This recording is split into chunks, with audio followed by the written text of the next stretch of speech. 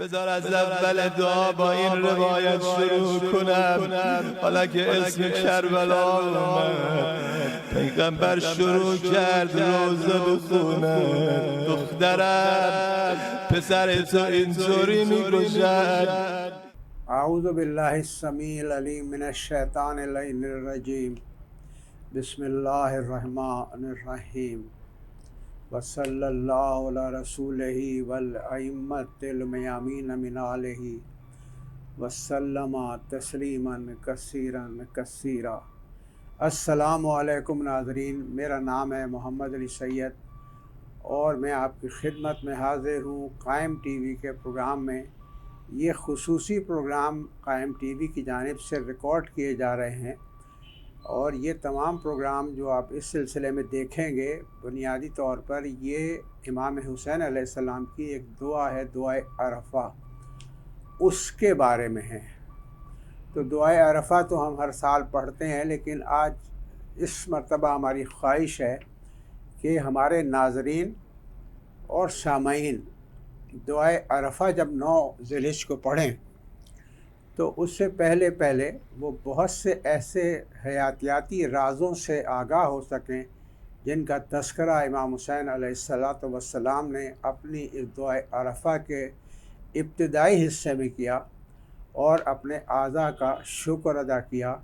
اور ہر عضو کے ساتھ آپ نے ایک لاحقہ لگایا، اور وہ لاحقہ جو ہے وہی ہمارا ایک کوڈ ہے جس کے ذریعے ہم سمجھ سکے اس بات کو کہ جو کچھ امام میں عالی مقام نے سن 58 ہجری میں فرمایا، جو حیاتیاتی راز ظاہر کیے اور جس میں انسانی کے بارے میں جو انکشافات کیے، وہ ایسے الفاظ میں کیے کہ ایک سطحی معلومات رکھنے والا آدمی ایک سطحی معلومات حاصل کر سکے، لیکن جو غور و فکر کرنے والے لوگ ہیں، جو سائنس کے طالب علم ہیں، جو انیٹومی، فزیولوجی، فزکس اور جینیٹکس کے طالب علم ہیں، وہ انہی جو امام نے الفاظ استعمال کیے ہیں انہی الفاظ کے ذریعے اس راز کو سمجھ سکے کہ امام حسین علیہ السلام نے دعائے عرفہ میں وہ حیاتیاتی راز ظاہر کیے جن کے بارے میں کرۂ ارض پر کسی انسان کو 19ویں اور 20ویں صدی سے پہلے ان کے بارے میں سوچ بھی نہیں سکتا تھا. تو یہ راز ہیں اس کے اندر دعائے عرفہ میں، اور ہماری کوشش ہے کہ ان باتوں کو آپ تک پہنچائیں، اور ہماری یہ بھی خواہش ہے کہ صاحبان منبر جو ہیں وہ ان پروگراموں سے اور ان معلومات سے استفادہ کریں، اور اگر وہ چاہیں تو جو مجالس سے خطاب کرتے ہیں، وہ خطیب ہوتے ہیں اور عالم ہوتے ہیں. میں تو عالم نہیں ہوں، نہ میں خطیب ہوں، لیکن میری کوشش یہ ہے کہ میں ایسا مواد آپ کے سامنے لاؤں کہ آپ اس مواد کو بہت فخر اور خوشی کے ساتھ ہر مجلس اور ہر محفل کے باب فضائل میں کھل کر بیان کر سکتے ہیں، اور اس کے یہ کوئی ایسی چیز نہیں ہے جس کے لیے سند نہ ہو یا کوئی جذباتی اور عقیدتی باتیں ہوں. یہ سب باتیں دعائے عرفہ کے اندر موجود ہیں جن سے آپ بھی استفادہ کر سکتے ہیں، جس میں انسانی جو ہے وہ ایک خدا بند تعالیٰ کی ایک حیران کن ایک تخلیق ہے. اور ائمہ طاہرین نے بھی بار بار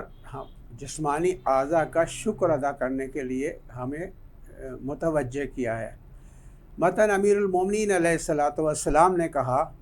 کہ اے انسان، کیا تو سمجھتا ہے کہ تو کوئی ایک معمولی جرم ہے، جبکہ تیرے عالم اصغر میں عالم اکبر سمویا ہوا ہے، اور تیری بیماری تجھ ہی سے ہے اور اس کا علاج بھی تجھ ہی سے ہے. اس حدیث کی تشریح کے لیے الگ سے ایک پروگرام کرنا پڑے گا، لیکن مختصراً یہ کہ جو آپ نے عالم اصغر کہا، اس پورے جسم کو عالم اصغر کہا، اس عالم اصغر کے اندر ہمارا جو جسم ہے یہ تقریباً 87 کھرب خلیوں سے مل کے بنا ہے، اور ان خلیوں کا سائز ایسا ہے کہ اگر 10 لاکھ خلیے پن کے ہیڈ کے اوپر آرام سے آ سکتے ہیں، اور انہیں 87 لاکھ خلیوں سے ہمارے جسم کے سارے اعضاء تشکیل پائے ہیں. جن کی مدد سے ہم چلتے پھرتے ہیں، کھاتے ہیں، سوچتے ہیں، کام کرتے ہیں۔ اس پہ ہم پھر کسی دن پروگرام کریں گے، لیکن ہم واپس آتے ہیں دعائے عرفہ کی طرف۔ تو امام عالی مقام نے پہلے تو یہ کہا کہ مجھے مٹی سے پیدا کیا، اور اس کے بعد کہا کہ تو نے مجھے صدیوں سے صدیوں تک اور قرن سے قرن تک تو نے مجھے محفوظ رکھا۔ تو یہ ایک عجیب و غریب جملہ تھا کہ وہ کیا چیز تھی جس کو محفوظ رکھا خداوند تعالیٰ نے۔ اس پہ ہمیں غور کرنا چاہیے۔ بنیادی طور پر یہ جملہ جو ہے یہ پورا جینیٹکس کے علم کو جانے بغیر سمجھ میں نہیں آ سکتا، اور جینیٹکس کا علم جو ہے 1957 یا 58 میں شروع ہوا، یعنی اس کا آغاز ہوا۔ ابھی اس کے اوپر بہت کام ہو رہا ہے، اور بہت کام ہو چکا ہے۔ تو اب جب امام نے یہ کہا کہ صدیوں سے صدیوں تک اور قرن سے قرن تک تو نے مجھے محفوظ رکھا، اور مجھے ایک رحم سے دوسرے رحم اور ایک صلب سے دوسرے صلب میں منتقل کرتا رہا، اور تمام صدیوں میں تو نے میرے اوپر مہربانی کی اور مجھے محفوظ رکھا اور مجھے اپنی نعمتوں سے نوازا۔ تو سوال یہ ہے کہ ایک چیز صدیوں، یعنی جو انسان آج مجھے دیکھ رہے ہیں آپ، تو صدیوں پہلے تو میں نہیں تھا، لیکن حقیقت یہ ہے کہ میں موجود تھا کہیں پر۔ یعنی میں دو حصوں میں تھا، ایک میری ننیال میں حصہ تھا اور میری ددیال میں حصہ تھا، اور ددیال اور ننیال کی جب ملاپ ہوا ماں اور باپ کا، تو ان کے اندر جو ڈی این اے تھے، ان ڈی این اے کے اوپر کے جو کروموزومز تھے، ان کے دھاگے تھے، ایک دھاگا ماں کی طرف سے آتا ہے، ایک باپ کی طرف سے آتا ہے، اور اس ڈی این اے کے اندر جا کر یہ مل جاتے ہیں، اور پھر ان میں ہر دھاگے کے اوپر 35,000 سے 40,000 معلومات تحریر ہوتی ہیں دونوں دھاگوں کے اوپر۔ لیکن اب یہ خداوند تعالیٰ کا معجزہ ہے اور اس کا حکم ہے اور اس کی مصلحت ہے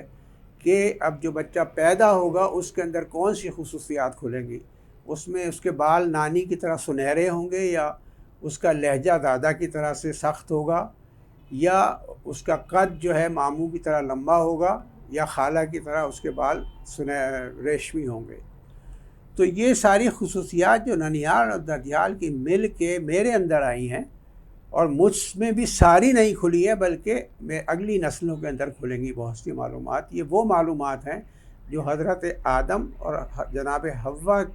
سے لے کے آج تک انسانی نسلوں میں سفر کر رہی ہیں۔ تو اب دیکھیں کہ ہم یہ عمل کس طرح طے پاتا ہے۔ ہوتا یہ ہے کہ پہلے میں آپ کو تھوڑا سا ڈی این اے کے بارے میں بتا دوں، کیونکہ ڈی این اے کے بارے میں بتائے بغیر گفتگو آگے نہیں چل سکتی۔ امام علیہ السلام نے تو صرف یہ کہا قرنوں سے قرنوں اور صدیوں سے صدیوں تک محفوظ رکھا، کیونکہ اس سے زیادہ کہا نہیں جا سکتا تھا۔ کس کی سمجھ میں آ سکتی تھی باتیں جب تک کہ علم ہی نہ ہو، عام نہ ہو جائے علم۔ یہ تو آپ ظاہر ہے کہ قدیم دور سے یہ بات ہے کہ بچہ جو پیدا ہوتا ہے اس پہ خاندان کے بزرگوں کے اثرات ہوتے ہیں، لیکن یہ جاننا کہ نسلی خوبیاں اور خامیاں کس طرح حضرت آدم سے لے کے اور جناب حوا سے لے کے ہم تک پہنچی ہیں۔ آج سے 50 سال پہلے بھی شاید کسی شخص کو یہ بات معلوم نہیں تھی کہ ایک انسان جس کو 1000 سال کے بعد، 1500 سال کے بعد، 2000 سال کے بعد پیدا ہونا ہے، تو وہ وہ انسان آج بھی زندہ ہے، لیکن دو مختلف انسانوں کے اندر یا دو مختلف نسلوں کے اندر یا دو مختلف خاندانوں میں اس کا ایک ایک حصہ محفوظ ہے، اور جب اس کے پیدا ہونے کا وقت آئے گا تو خداوند تعالیٰ ان چیزوں کو یکجا کر دے گا، اور ایک بالکل ایسا انسان وجود میں آئے گا جو اس سے پہلے کبھی وجود میں نہیں آیا تھا۔ تو ڈی این اے کے اندر ہوتا ہے یہ کہ ڈی این اے کے 2 دھاگے ہوتے ہیں جن کو کروموزومز ہوتے ہیں، ان کے اوپر نسلی خوبیاں اور خامیاں ہوتی ہیں، اور یہ نسلی خوبیاں اور خامیاں ہمارے جسموں کے اندر محفوظ رہتی ہیں صدیوں سے صدیوں تک، اور یہ خوبیاں یا خامیاں جب دوسرے انسانوں میں شفٹ ہوتی ہیں، ہماری اولاد میں شفٹ ہوتی ہیں، یا ہمارے والدین سے ہم میں شفٹ ہوئی ہیں،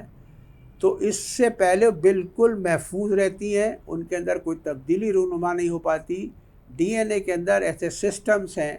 ایک مادہ ہوتا ہے ڈی این اے کے اندر جس کو انٹرون کہتے ہیں، تو جب سائنسدانوں نے تحقیق کی اور ماہرین حیاتیات نے اس انٹرون نامی مادے کے اوپر کی کارکردگی کو دیکھا تو پتہ یہ چلا کہ جب نسلی خوبیاں یا خامیاں ایک سیل سے دوسرے سیل میں منتقل ہو رہی ہوتی ہیں تو انٹرون نامی مادہ اس بات کو یقینی بناتا ہے کہ اس کے اندر کوئی نقص پیدا نہ ہو، جیسی خوبیاں یا خامیاں ٹرانسفر ہونی ہے اگلی نسلوں کے اندر، وہ ان تک ویسی کی ویسی ذمہ داری کے ساتھ ٹرانسفر ہو جائیں۔ اچھا، یہ وہ ساری جگہ ہے۔ اب حیران ہوں گے آپ سن کے کہ ڈی این اے کتنا بڑا ہوتا ہے۔ ڈی این اے ہمارے ہر سیل کے اندر ہوتا ہے، خون کے سرخ خلیوں کے علاوہ۔ خون کے جو سرخ خلیے ہیں ریڈ سیل، ان کے اندر ڈی این اے نہیں ہوتا، اس لیے کہ ڈی این اے کا ریڈ سیل جو ہیں ان کا کام صرف یہ ہے کہ وہ ٹرانسپورٹیشن کا کام کریں، آکسیجن، تازہ آکسیجن فضا سے لیں اور اس کو جسم کے پھیپھڑوں تک پہنچائیں، اور اس کے بعد وہاں سے کاربن ڈائی آکسائڈ جیسا زہریلا مادہ نکال کے باہر لائیں اور اس کو سانس کے ساتھ باہر نکال دیں۔ خون کے سرخ خلیوں کے ساتھ البتہ پلازما بھی سفر کرتا ہے، وہ پلازمائی خون کہلاتا ہے۔ اس پلازما کے اندر تمام حیاتیاتی اجزاء موجود ہوتے ہیں، جیسے کاربوہائیڈریٹس ہیں، پروٹین ہیں، شوگر ہے، پانی ہے، آکسیجن ہے، ہر چیز اس کے اندر موجود ہوتی ہے جو ایک نئی زندگی کے لیے ضروری ہوتی ہے۔ اور ایک خلیے کے اندر یہ 2 دھاگے ہوتے ہیں۔ ایک خلیے کا سائز میں نے آپ سے عرض کیا کہ اگر 10 لاکھ خلیے ایک جگہ جمع ہوں تو ایک پن کے ہیڈ کے اوپر آ سکتے ہیں۔ اتنی چھوٹی جگہ کے اندر جو ہمارے تصور سے بھی بالا تر ہے، ایک خلیے کا سائز ہے یہ۔ اس کے اندر 600 انزائمز ہوتے ہیں۔ جب ہم کوئی چیز کھاتے ہیں، مثلا مچھلی کا گوشت کھایا تو انزائمز جو ہیں 600 انزائمز جو ہیں کچھ دیر کے بعد اس مچھلی کے گوشت کو ہمارے گوشت میں تبدیل کر دیتے ہیں۔ ہم سبزیاں کھاتے ہیں تو سبزیوں کے اندر جو فاسد مادے ہوتے ہیں نکل جاتے ہیں، لیکن اس کے اندر جو معدنیات ہوتی ہیں، جو اس کے اندر دوسرے اجزاء ہوتے ہیں، وہ ہمارے جسم کے اندر جذب ہو جاتے ہیں۔ تو یہ سارا کام ایک خلیے کی بنیاد پہ آپ دیکھیں تو آپ کے تصور سے بالا تر ہے۔ تو اسی چھوٹے سے خلیے میں آپ کی عقل حیران ہو جائے گی کہ انسانی خوبیاں اور خامیاں جو 1000 یا 2000 سال بعد پیدا ہونے والے بچے میں پیدا ہوں گی، وہ آج بھی اس مختصر سی جگہ کے اوپر محفوظ ہیں۔ ڈی این اے کے جو 2 دھاگے ہوتے ہیں، خلیے کے اندر 600 انزائمز ہوتے ہیں، 1000 توانائی گھر ہوتے ہیں جن کو مائٹروکونڈریا کہا جاتا ہے، اور یہ مائٹروکونڈریا جو ہمیں توانائی فراہم کرتے ہیں۔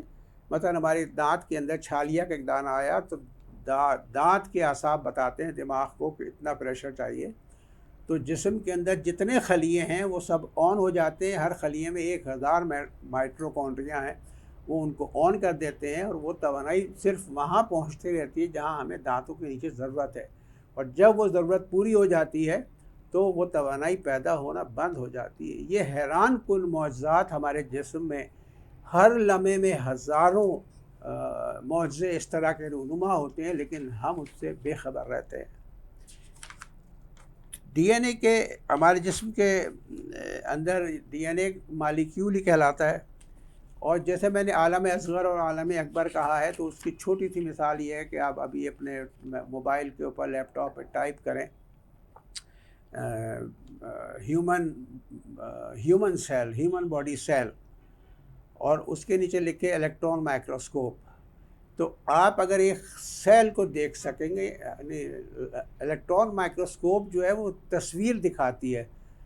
تو اس تصویر کو آپ وہ 10 لاکھ گنا تک بڑی کر کے تصویر دکھاتی ہے۔ اس وقت جا کے ہم اس سیل کو دیکھ سکتے ہیں اور اس کی اندرونی بناوٹ کا معائنہ کر سکتے ہیں۔ تو ہماری خواہش ہے کہ آپ یہ ضرور تصویر دیکھیں۔ تو یہ عجائبات ہیں، اور ان کے بارے میں 19ویں اور 20ویں صدی سے پہلے اس کرۂ عرش پر کوئی انسان تصور بھی نہیں کر سکتا تھا، آج بھی تصور نہیں کر سکتا۔ آج بھی ہم اللہ تعالیٰ کی نعمتوں سے بے خبر رہتے ہیں۔ ہم روزانہ نکلتے ہیں آفس کے لیے یا اسکول کے لیے، تو شاید ہی کوئی دن ہو جس دن ہمیں سورج بھی نظر آتا ہو، اگرچہ سورج ہماری زندگی سورج کی وجہ سے قائم ہے۔ تو میں آپ سے گزارش یہ کرنا چاہتا ہوں کہ دعائے عرفہ کو پڑھیے، اور اس کے ایک ایک لفظ پر غور کیجئے۔ اس کا جو وہ حصہ ہے جس میں اعضائے جسمانی کا شکر ادا کیا گیا ہے، تو اس میں آپ دیکھیں گے کہ جب یہ جملہ آتا ہے کہ صدیوں سے صدیوں تک تو نے محفوظ رکھا، تو آپ غور کریں کہ صدیوں سے صدیوں تک ایک انسان کس طرح سے محفوظ رہتا ہے، اور وہ انسان ہوتا ہی کہاں ہے؟ یعنی بظاہر تو وہ انسان ہوتا ہی نہیں ہے، صرف اس کی جینس ہوتی ہیں، اور جینس کے اندر بھی ڈیپینڈ کرتا ہے کہ اللہ کی مرضی ہوتی ہے کہ وہ میرے اندر کون سی خصوصیات کو کھولے اور کون سی خصوصیات کو نہ کھولے۔ اسی طریقے سے ایک بچہ جب پیدا ہوتا ہے